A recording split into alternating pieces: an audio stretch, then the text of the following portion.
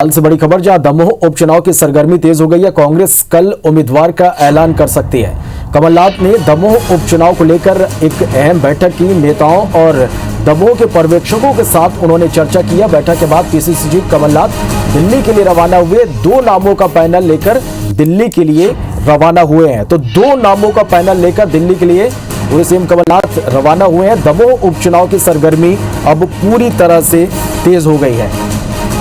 कांग्रेस कल उम्मीदवार का ऐलान कर सकती है। कमलनाथ ने दमोह उपचुनाव को लेकर आज एक महत्वपूर्ण बैठक ली और इस बैठक के बाद पीसीसी चीफ कमलनाथ दिल्ली के लिए रवाना हो गए। 2 नामों का पैनल बना है और इन 2 नामों के पैनल को लेकर पीसीसी चीफ दिल्ली के लिए रवाना हुए हैं।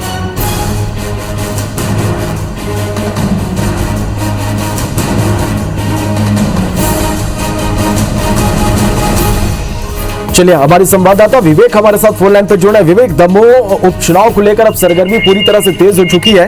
2 नामों का पैनल यहां पर बना है। क्या कुछ जानकारी, क्या कुछ अपडेट इस पूरी खबर पर?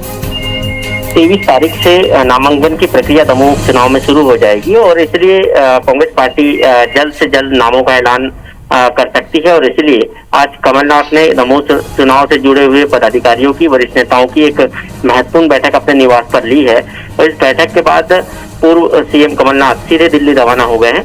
उनका आज और कल दिल्ली में रहने का कार्यक्रम है और संभवतः दिल्ली में हाईकमान से चर्चा करके वो 2 नामों का जो पैनल यहाँ से दिल्ली लेके गए हैं, उन नामों में से किसी एक नाम पर मुहर लग सकती है। और ये भी उम्मीद जताई जा रही है कि संभवतः कल जो है कांग्रेस पार्टी अपने दमोह प्रत्याशी का ऐलान कर देगी, क्योंकि दमोह उपचुनाव में बीजेपी ने अपने प्रत्याशी का पहले ही ऐलान कर दिया है।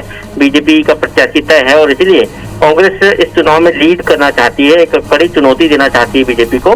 और इसलिए प्रत्याशी चयन जल्द से जल्द हो जाए, इसको लेकर आज भोपाल में मंथन हुआ और कमलनाथ दिल्ली रवाना हो चुके हैं। वहां पर भी वरिष्ठ नेताओं से हाईकमान से चर्चा के बाद प्रत्याशी का ऐलान हो जाएगा। विवेक, प्रत्याशियों की यदि हम बात करें, जो 2 नाम यहाँ पर पैनल में रखे गए हैं, उस पर क्या कुछ जानकारी? देखिए, फिलहाल प्रत्याशियों के नाम कांग्रेस के नेताओं ने नहीं बताए हैं। किसी भी प्रकार के नाम का खुलासा नहीं किया है, लेकिन सज्जन सिंह वर्मा ने इतना जरूर कहा है कि 2 नामों का पैनल है और इन नामों पर मंथन करने के बाद ही, तमाम उनकी जीत की परिस्थितियों के बाद ही इन नामों को पैनल में शामिल किया गया और उसके बाद इन नामों पर मोहर जो है हाईकमान लगाएगा कि आखिर कौन प्रत्याशी होगा। लेकिन चर्चाओं में दमोह में कई नाम है कांग्रेस पार्टी के, जिनमें से 2 नामों का पैनल इन प्रत्याशियों के नामों में शामिल किया गया है। चलिए विवेक, आप नजर बना के रखिए। अपडेट लगातार हम दर्शकों तक पहुंचाएंगे। फिलहाल के लिए बहुत शुक्रिया इस पूरी जानकारी के लिए।